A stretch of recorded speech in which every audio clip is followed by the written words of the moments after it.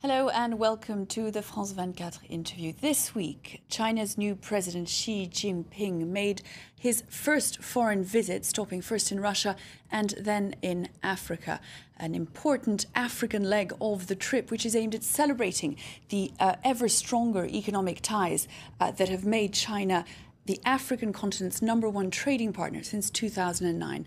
Speaking in Tanzania at the beginning of the African leg of the tour, the Chinese president called for a partnership of equals.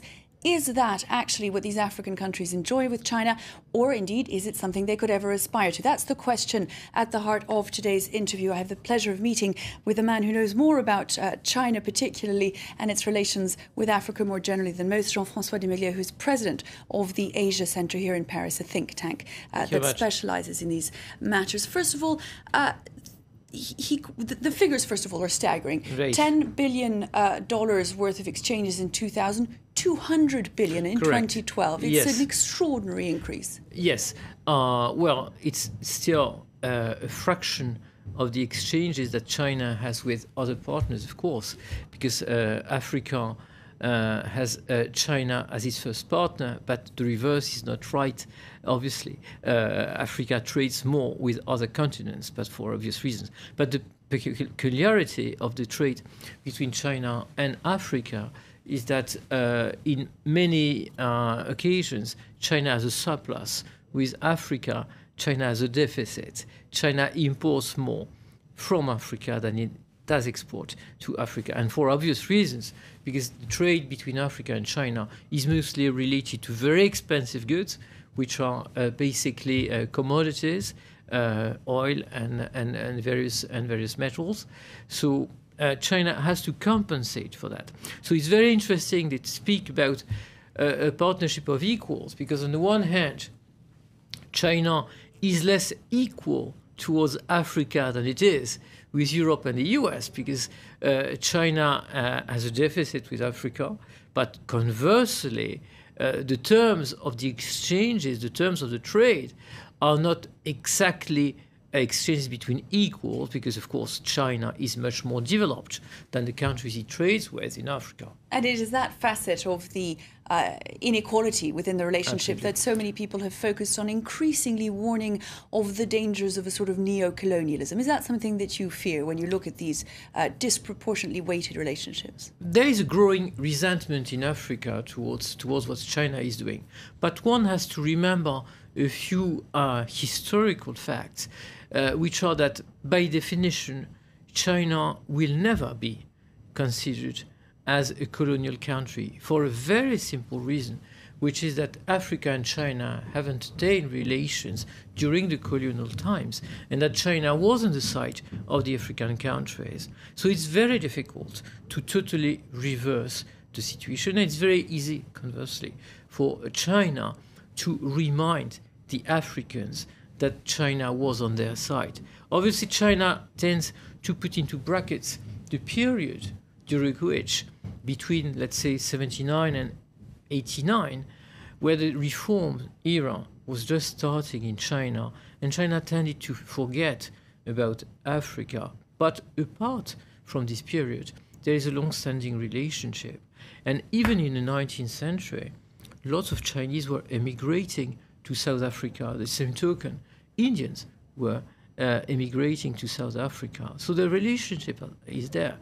Now, obviously, there is an issue about what type of relationship is taking shape. Xi Jinping is trying to reverse the feeling that Africa is losing out to China. So he uses a new language, new words, but it will be very, very difficult, and it will take a long time to reverse the trend, which is obvious. It was very much at the heart of his message in this tour, the money that will be given in loans over the next few years to China, etc. The effort that was made in his language to make sure that the question of African development was something that China saw as an opportunity rather than a worry. And yet there's been a growing resentment on the African continent for this, precisely the issues that you raise.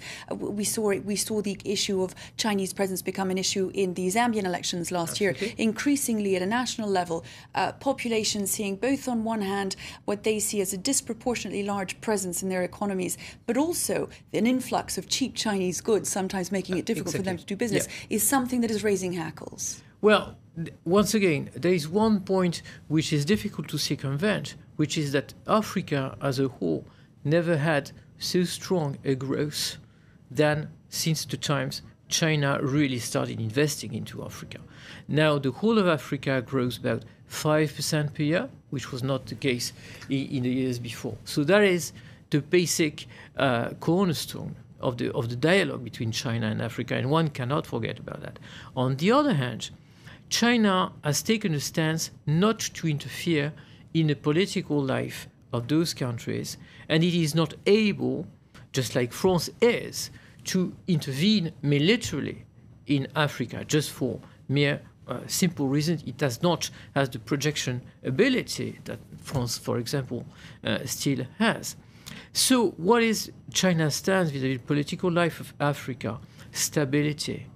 What does stability mean in Africa? Well, probably not the best of the political systems, and that's probably what feeds the resentment. If people would like to change things, they know that they would not count on China. There is only one principle that, politically speaking, China is applying to Africa: do not recognize Taiwan, and for the rest, we won't interfere in your affairs. It is the big difference between the approach of the West on one hand and China on the other. We heard Hillary Clinton on her tour last year warn in veiled terms of the exploitative nature of China's relationship with Africa. Similarly, we hear Xi Jinping this time warn in veiled terms of the West's tendency to get involved in the internal politics of countries, each trying to adopt this very different attitude towards China, towards Africa rather. The Chinese sort of pragmatism seems to be working better. Yeah, it's very difficult for us to understand this multi-purpose approach that China has. You know, you have people individually immigrating to Africa. You have companies building roads and building infrastructure in Africa. You have money flowing into Africa. So it's a multiple approach. So if we compare to our approach, which is more integrated, so to speak, of course, it's very difficult to analyze, and you cannot really compare. What will be the outcome of this approach? It is still very early to tell. One of the stops, of course, Xi Jinping is making is at the BRICS conference, the idea being really to give some sort of political coherence to what had been nothing more than a banker's acronym, really. Is there any real hope that they will? Well, I think it's very much wishful thinking. There should be a lot of potential for such a concept. It can be very strong, and it can be also overturning the general multinational system or multilateral system that we have. Now, when we look at figures, the BRICS concept is basically blowing up now, because you have Brazil going into almost recession now. You have India slowing down, and on top of this, losing its industry, not losing, but growing less its industry than the services, when actually the BRICS model was a kind of harmonious growth of various areas, just like China did. Now the models are splitting apart. So it's more and more difficult to talk really about BRICS. You know, it was an invention by an analyst in an investment bank. People tended to buy it for a few years, and probably the concept has to be revisited.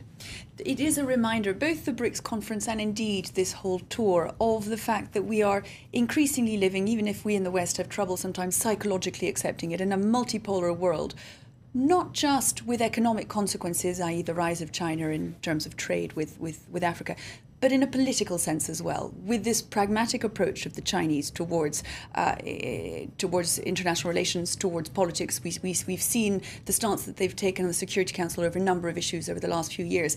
And it is a reminder of their strength in a number of different respects. Yeah, absolutely. It's a different approach, and one can even take a step further. If we take the name BRICS, can you imagine that emerging countries would use a concept invented in a US investment bank just to define the type of organization they are in? Try to think about the reverse. Western countries borrowing a concept from some economic organization from the BRICS, this is just unthinkable. And that shows you the pragmatism of those countries, which is sometimes very difficult for us to understand. Jean-François Di Meglio, thank you very much indeed for having been our guest today. Thank you. That brings us to the end of today's interview, but we'll be back very soon for another here on France 24. Do stay with us.